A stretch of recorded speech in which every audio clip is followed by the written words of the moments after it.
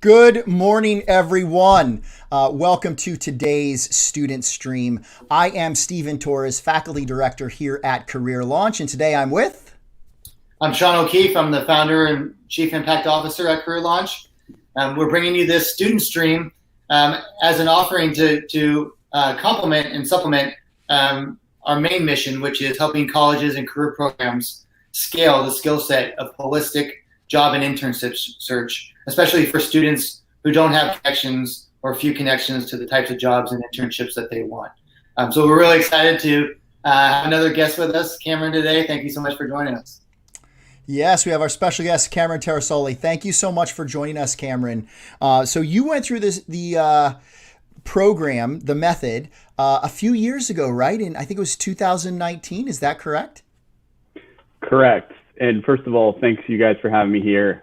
Really glad to be a part of this process. And yeah, I took Sean's class at Santa Clara University, and he introduced me to the process, to the method, and I was able to implement it with a ton of success. And I'm really grateful that I got to see this kind of solidify into something tangible that can help other students. Awesome. That's fantastic. So let's walk. We're going to walk through your story so that we can share it with others and hopefully inspire them as they're on their career journeys. So you took this class, was 2019. Is that about right, Camron? Tell us when it was. Correct. I took it my senior year at Santa Clara University. Sean was my professor, and I think we got to talking, and he kind of walk through his approach to networking and informational interviews, and turned out we shared similar views around this subject. Yeah. And so before you took the class, I'm a little curious, what was your thought process about striking up career conversations and interacting and networking with others?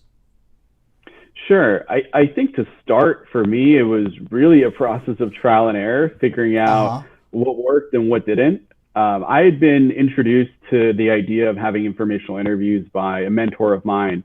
I attended community college at Foothill, and had found an internship in the financial services industry and investment banking my sophomore summer. And my VP at that firm had really encouraged me to reach out to other professionals within the industry to start building up, the way he described it was a deep bench within my professional network. But I found that it was a really kind of awkward and uncomfortable process to start. I wasn't really sure what to do and how to approach it.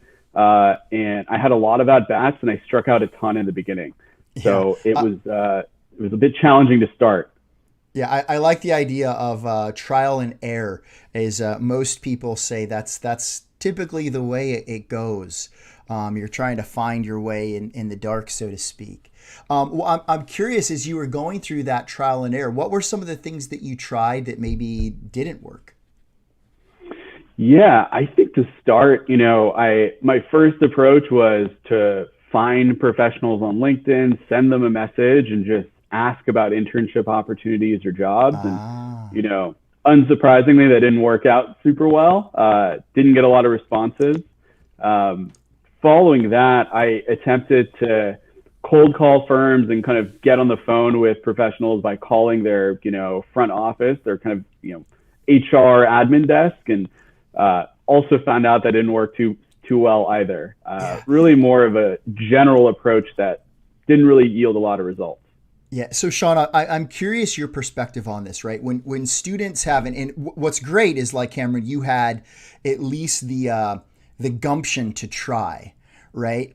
A lot of students, they don't have that, and so they just don't do anything. So you at least were, as you said, taking swings. Sean, when you hear this, like, there are students out there who are driven and they just don't have a process, right? They're just kind of as we like to say, throwing spaghetti against the wall to see what sticks. What goes through your mind as someone who kind of has put together a method, but what do you think of about folks like that are out there? They're trying, but maybe the results aren't there yet. Yeah, with Cam's story is the fact that he wasn't deterred by his lack of results. So there's millions of college students, and some students hear about this concept of proactive outreach, intentional relationship building with professionals, whether they hear about, at a social event, or they read a blog, or they're, like Cameron, a teacher mentions something about it and they go, oh, okay, that makes sense. I probably should do that. And I don't know what the ratio is. I actually have, this is not something I have data on, and I haven't seen any others do research on. So I don't know what percentage of students, try cold outreach. But the students so some students, they don't know what they don't know. They're unlike Cameron, who has someone speak into them, whether it's a professor, a blog, etc., about this concept of proactive outreach. But of all the students that do hear about it, what is the percentage of that do take action versus don't take action? And then there's all these other students that just never even hear that this is something that they can do. So Cameron, one of the students that heard about this concept, started doing it, and that's the thing where at so many different levels, it's important to have a system and have a process and have best practices. Both for the student's mindset. Most students are not like Cameron. They might give this idea, this concept of proactive relationship building a try, and then give up. Cameron didn't. Cameron not only didn't give up from his cold emails, he then took it to the phone. So Cameron, you have a different drive than most. But I'm sure that there is still frustration in there because it's not fun no matter who you are and how thick. If you have rhinoceros skin and nothing really gets to you, even if you have rhinoceros skin, I would say there's a little bit of frustration that could set in. So the fact that you then came into the class and then learned a refined method, and that's why you had already failed forward that concept of entrepreneurship and the entrepreneurial mindset of it's okay that you try something and it doesn't work. Let's just continue to figure it out. And then, like Cameron said, we had this connection. We were both former community college students. He was learning about the career launch method before it was named the career launch method. And he's like, oh, I'm ready to go get it now because I've been doing, I'm not scared. I have the gumption. I'm ready to take action. And now I got the system. And so Cameron, tell us about, how often were you taking action? I know it's quite frequent as far as your relationship building efforts.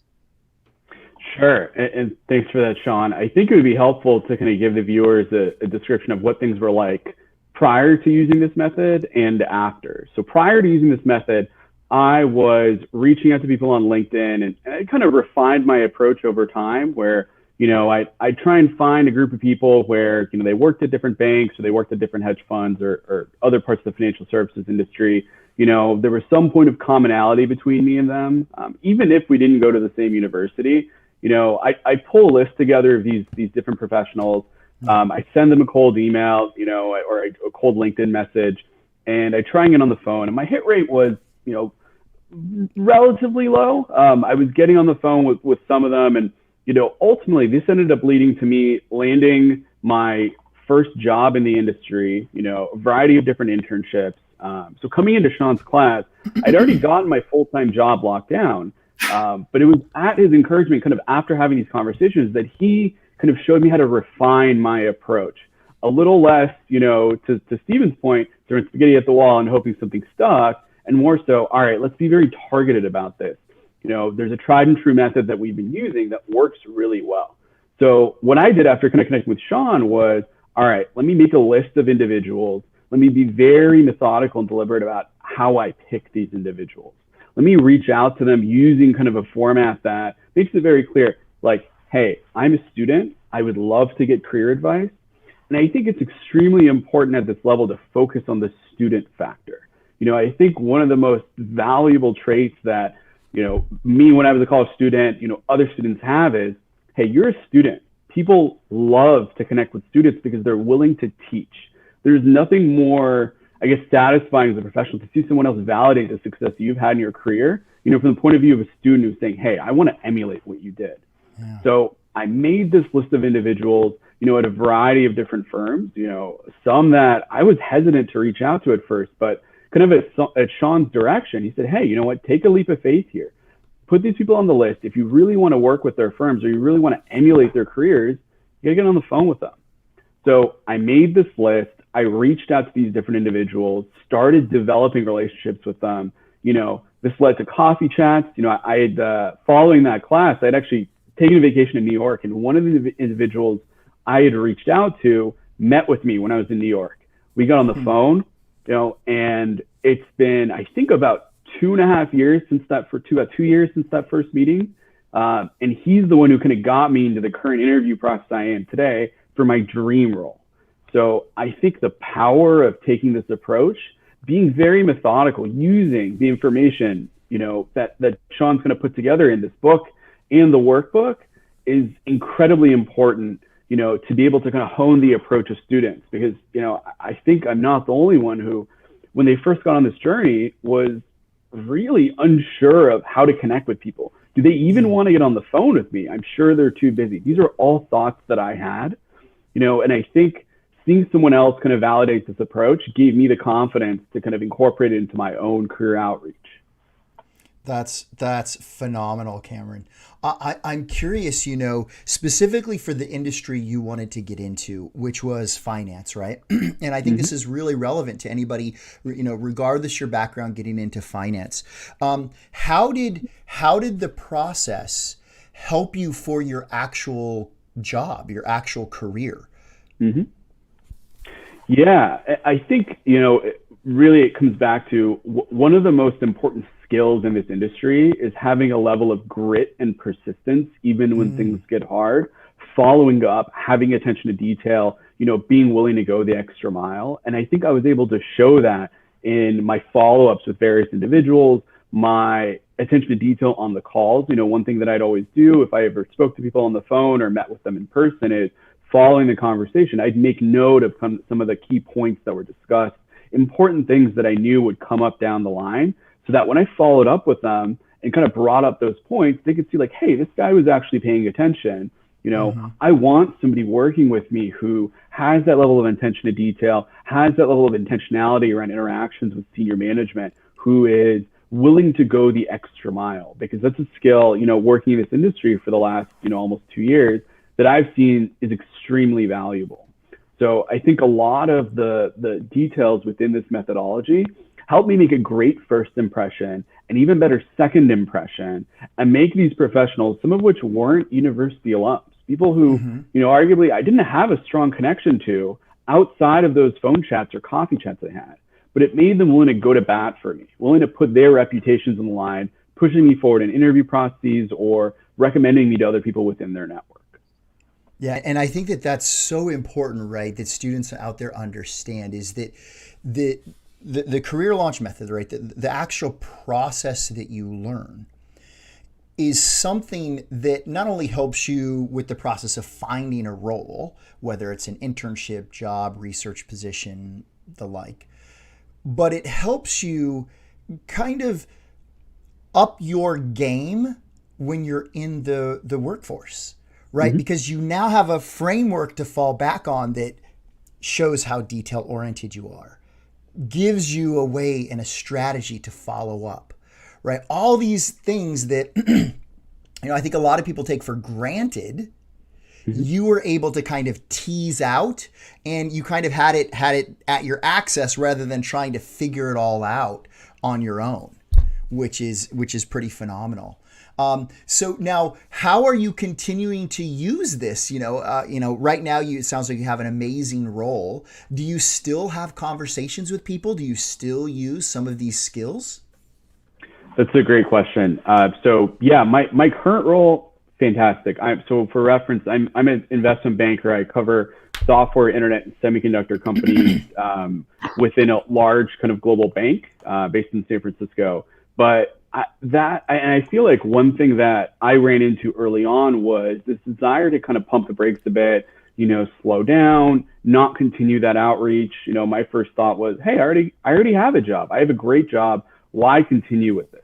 And I think that's a big mistake that a lot of people make, because that forward momentum that you get, not only landing a role, but continuing these conversations, at least in my experience, I found influence all aspects of both my life in and out of work. So that feeling of like, hey, yeah, I have this job, but what's to say I shouldn't keep expanding my professional network? Going back to that earlier point of developing a deep bench, there's no better time to follow up and reconnect and further the conversation with individuals I've already spoken with and develop relationships with new ones than when I've landed this awesome job that I've just started. And I think one thing that I do is, I have an Excel spreadsheet where I kind of keep track of everybody in my professional network. And I follow up with them, every couple months, just either to check in, bounce ideas off of, I had an experience my first 3 months on the desk here at Wells where, I had a pretty difficult project and, I failed pretty badly. And I reached out to someone in my network, a mentor that I kind of developed a connection with over time, and I asked for his feedback. I said, hey man, this happened, it was a huge struggle. I know I didn't make a great impression on this team. What do you suggest I do? And he kind of outlined step by step, hey, you should reach out to this person on your team, kind of approach the conversation this way, and I had those follow-up discussions with my full team, and went from being like, hey, I really dropped the ball on this to, all right, the senior management that was involved in that process is now requesting me on their pitches and their deals because of the significant change that I made coming out of those feedback discussions that my mentor suggested that I have. So I think that's one aspect of it. The second being, there is no better time to develop new connections than when you're in a role and you're kind of having these, intense projects where not only are you learning a ton, but you're also working on, deals that are getting announced in the news. And I think it's a little bit unique to my specific role. But one thing that I like to do, because, I'm really interested in investing. That's a space that really excites me and I'm passionate about. So I've continued to build relationships kind of within that industry over the last almost 2 years, knowing that, hey, like one day down the line, I would like to be in a role like that. I don't want to be scrambling at the last minute, trying to like artificially develop these relationships or, even worse, just applying cold online and hoping that something works out. What I've been doing is I've been cultivating those relationships over time, reaching out to people, and I think back to my earlier point, a lot of the processes I'm in right now are a result of that long-term view that I've kind of taken towards relationship building and, developing my deep bench of professional contacts. Yeah, it never ends, right? And I think, Sean, you can certainly speak to this, that building these relationships and having these connections, it doesn't stop. Keeping in contact, it doesn't stop, right? Yes, that's why we're very thoughtful about using the term relationship building as opposed to networking. A lot of people in their mind, when they hear networking, they think of kind of transactions. And really, the most effective networkers are building relationships. And so, we're listening to Camron today, and Camron's in, investment banking and finance. And but whoever you are, whatever you're studying, what he said about relationship building and specifically about taking notes, it applies to everyone out there as when it comes to relationship building and building relationships with people at the organizations you want to work at, again, regardless of industry. There's this phrase that I heard maybe 15 years ago. And if you have a notepad nearby or, text this to yourself, people don't care what you know until they know that you care. So you might be brilliant. You might have all the hard skills. You might have exceptional qualifications in terms of the job function. And that matters. You need to be good at what you're applying to do for the job that you're trying to get or the internship you're trying to get. Maybe less so for internships because students, employers know that you're, a lot of times you're in development. But people don't care what you know until they know that you care. And some of you might be thinking, well, really? I'm a student and, these are professionals, maybe there's a big age gap in between. Do they really care that I care? And they do. What Karen mentioned about taking really detailed notes after every conversation and typing those down, whether, it's, either writing them into a workbook or putting it into a spreadsheet or wherever you're going to log the information, taking notes not only about what you said and what you learned from the professional, but also ancillary things. It could be things that you talked about that were non-career related, and that thing, may or may not come up in future conversations, but they might. And if you can recall something that the professional said 6 months ago, or sometimes a year ago, or in Cameron's case, I think he said 2 years ago. He's in an interview process right now with someone that he met 2 years ago from a career conversation. And because he can look at the notes and maybe the professional references, a son or a daughter. And if I remember correctly, I believe you said your daughter plays soccer. Is that right? Right. That little thing, the fact that that professional knows that Cameron remembered that the daughter played soccer, and there could be a million examples of what this one particular thing is. But that people don't care what you know until they know that you care. And the fact that he either has a photographic memory or has an extremely great memory, or he took notes. And there's nothing wrong with taking notes about conversations so that you can, develop relationships and not just be surface level. People don't care what you know until they know that you care. Cameron, what you said, you personified that notion. I love it. Yeah, I think that's really awesome. And I think, to Cameron, your point, to even more broad view is this doesn't just work in career conversations. This works in relationships. This works in pretty much everything. I was thinking, I'm looking possibly to relocate in the upcoming future.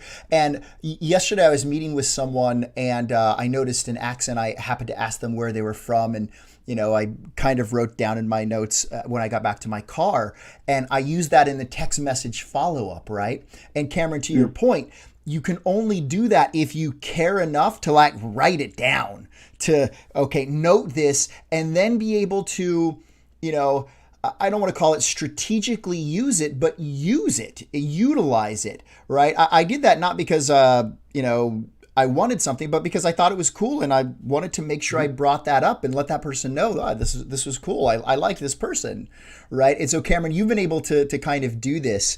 I want to be cognizant here of time, so we're running towards the end. If you could give any advice to students who are out there who may be wondering, how do I really go about this? Or should I just keep doing it on my own, or should I do something like Career Launch, or even something else? What advice would you give them as they look to find their next internship or job or whatever it is? What advice could you share to them? Sure. And I think for me, it comes down to embrace the uncomfortability found in starting a process like this. The single best decision in regards to my professional development that I made while I was a college student was taking a leap of faith and accepting that cold reaching out to people, kind of using this approach of having informational interviews, while really uncomfortable and challenging at first, was going to pay dividends tenfold down the line. I think the whole idea embodied in this book is really instrumental for college students who want to get a leg up on the competition, want to develop a deep bench of professional contacts, people who have a vested interest in your success. And I completely credit this approach, both pre-connecting with Sean, kind of figuring it out on my own and going through it, trial and error, as well as after, and kind of honing the way that I reached out to people and approached this with a lot of intentionality. I credit this approach with almost all the internships that I got, the full-time role that I currently have, and the roles that I'm currently interviewing for, ones that I never thought I'd be able to be in a position to get. So I think it's all a result of accepting that some short-term uncomfortability around, trying a new approach was really, at the end of the day, an act of kindness to my future self, something that was going to pay dividends down the line, and something that I'm seeing the benefit from, tenfold. So I guess at its core, I highly recommend this approach. I think, it's clearly worked really well for me, and I mentor a lot of college students. At the end of the day, this is what I recommend they do. So really happy to be here, and I'm excited to kind of talk about an approach that's helped me so much kind of throughout my academic and professional journey so far. That's fantastic. Sean, any final thoughts here before we wrap this up? It's not about what you know. It's just people don't know. People don't care what you know until they know that you care.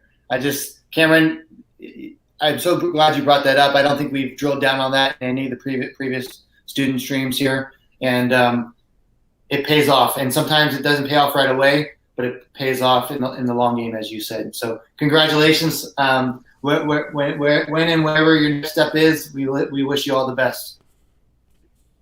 Thank you. Yeah, that's just awesome. And thank you all for watching today's student stream. If you have a chance, later on today is March 17th at 3 o'clock, Sean is actually going to be doing a master class on some of the process of finding those jobs that other people get. And so you'll definitely want to tune into that. Of course, our weekly student streams are here every Wednesday, 10:30 a.m. Pacific time, where we share stories like Cameron's so that it inspires everybody out there to go out and actually follow the process to find those jobs and internships that you want. Of course, if you're ready, you can also pre-order the upcoming book, where Sean's going to be basically sharing everything in that book, the entire 8-step process, and that's at launchyourcareerbook.com/preview. You can actually get 2 free chapters if you'd like, and of course, if you'd like to pre-order that, you could do that as well. It comes out in May. Well, thank you so much, Cameron, for being here. Thank you all for tuning in, and we'll see you all next time. Bye-bye, everyone. Thanks, Cameron.